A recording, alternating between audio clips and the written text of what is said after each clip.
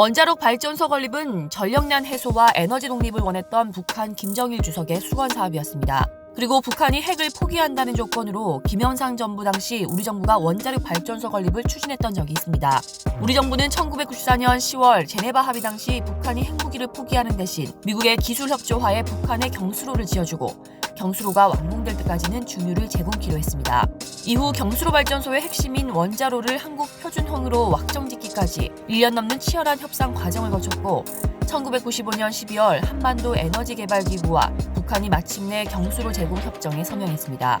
1997년 8월 한경남도 금호지구에서 착공식을 시작으로 경수로 건설을 진행했습니다. 그러나 2002년 10월 북한이 고농축 우라늄 계획을 시인했다는 미국 측 발표가 나오면서 제2차 북핵 위기가 촉발, 북한 경수로 건설 사업이 흔들리기 시작했습니다. 결국 2002년 11월 KEDO는 제네바 합의에 따른 미국의 대북 중유 공급을 중단하고 경수로 사업도 재검토하기로 결정했습니다. 북한은 이에 반발해 핵 동결 해제를 선언한 뒤 이듬해인 2003년 1월 핵 확산 금지 조약을 탈퇴했고 이후 북한 경수로 공사는 중단되면서 2006년 6월 공식적으로 사업이 종료됐습니다. 북한 경수로 공사는 중단됐지만 노무현 정부는 북한에 200만 킬로와트의 전력을 직접 보내는 방안을 제안했습니다.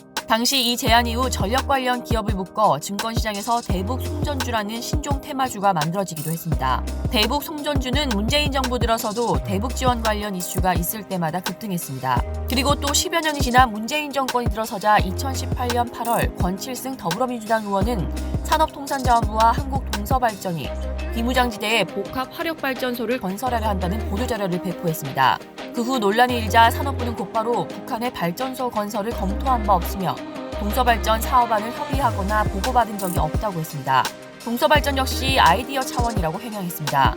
최근에는 문재인 정부의 북한 원전 건설 추진 의혹이 불거졌습니다. 이번 원전 건설 추진에 대해 산업부는 또 아이디어 차원이라고 해명했습니다. 2018년 평화발전소 건립 논란 때와 같은 해명입니다.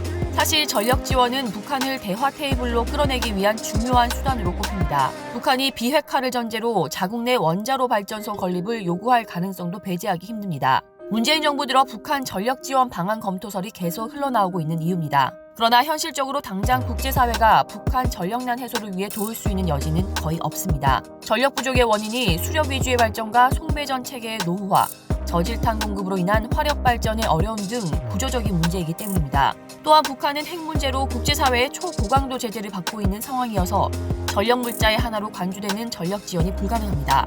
오래전 추진되었던 한국형 경수로도 이름만 한국형이지 사실 원천 기술은 미국이 보유하고 있습니다. 현실적으로 미국의 동의 없이 북한 내 전력난 해소를 위해 한국 정부가 독자적으로 할 수 있는 것은 아무것도 없어 보입니다. 이상 광화문 비통신이었습니다.